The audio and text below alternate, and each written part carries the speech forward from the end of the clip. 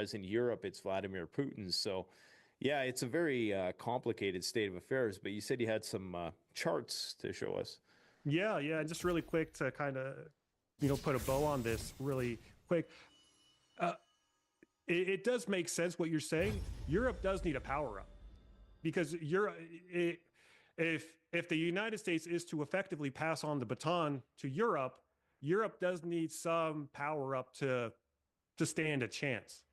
Because you look at Estonia, it has like 4 planes in its air force, and I think the UK has like a standing army of like 50 to 70,000 people, that can barely fit a soccer stadium.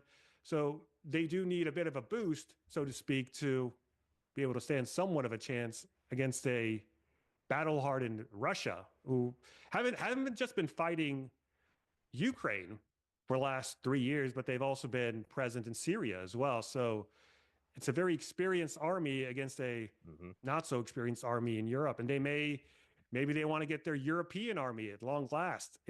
There does seem to be this desire of another Napoleon in Europe, but there doesn't really appear to be anyone that has the charisma or the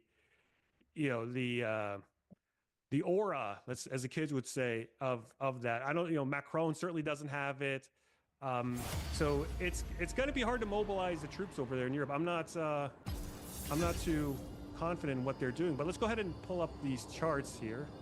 This is just Google Trends data. Anyone can pull this up on, by just going to Google Trends. And basically what I'm doing here, I'm looking at the search term query volume for both buying gold in blue and buying silver in red. So this is tracking how many search queries happen on Google over time. This goes all the way back to 2004. And despite gold teasing a $3,000 handle, it's still indexed to about 50% of the interest, 48% of the interest that was at the peak here in '08. And back then, I'll add that there was much fewer people online. Exactly. The internet adoption curve. This isn't even controlling for that. When you do that, I mean, you would effectively bring that down to a 12.5% index. And then this doesn't silver, even include China, right? so it's worldwide. Okay, but So does yeah, China not have has their the blockage. Yeah. firewall? Yeah. Yeah. Yeah, so they got the whole internet block firewall thing going on. So yeah, this doesn't include China. And silver has barely gotten off the map. I mean, it's just been moving the same direction. We did have a little spike up here in 2021. We had a little short-lived Wall Street bets. Yep, silver short squeeze, but that was about it. It was pretty much a fart in the wind.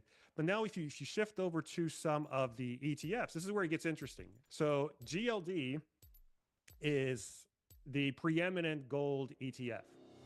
Yep. It's basically, if you want to buy gold without having the hassle of, delivering it to your house and storing it, you could all just buy the paper gold. And what you're looking at here, number one, you have the price of GLD here in, denoted in this black line.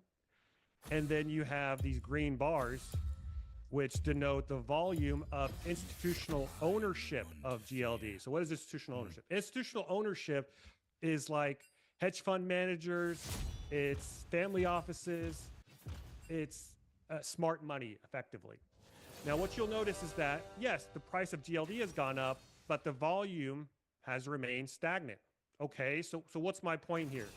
Well, let's move on over to the next chart. This will be very staggering. This is another gold ETF called the Sprott Physical Gold Trust.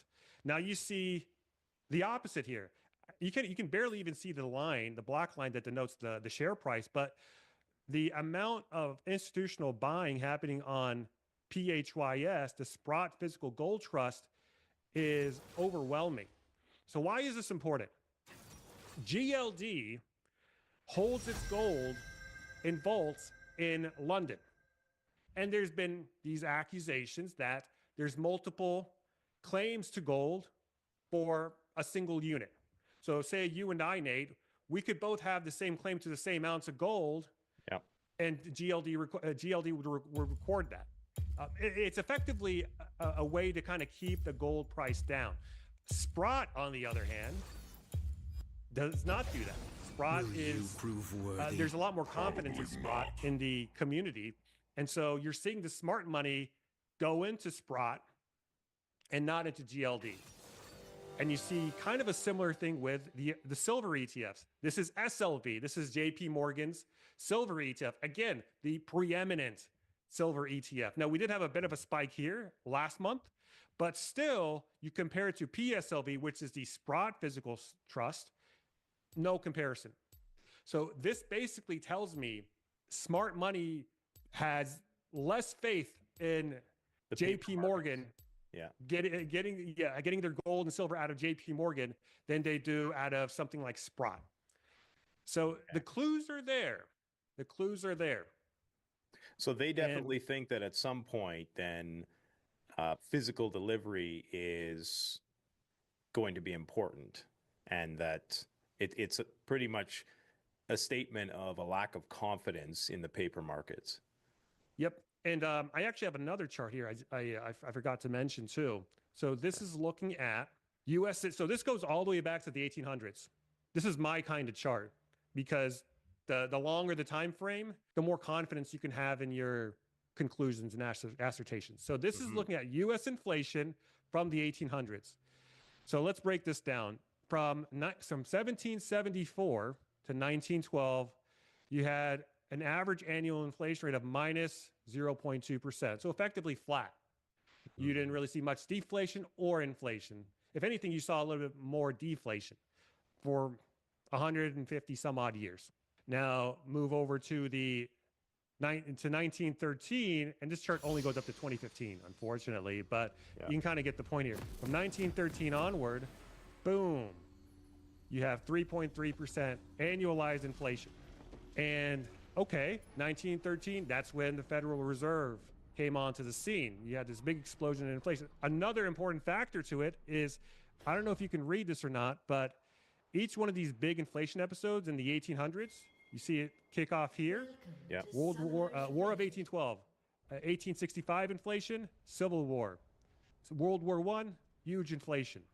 Vietnam War, huge inflation. So there's not been a war that I'm aware of that has been deflationary. All wars are inflationary. I think this is so if you're projecting out, if your mental model is that we are going to have this big world war, this great war. Again, I'm not saying it's going to happen this year or the next, but somewhere, I don't know, 5 years from now, 10 years, I don't know. But if you anticipate this war happening, then you also have to anticipate these inflationary cycles kicking in.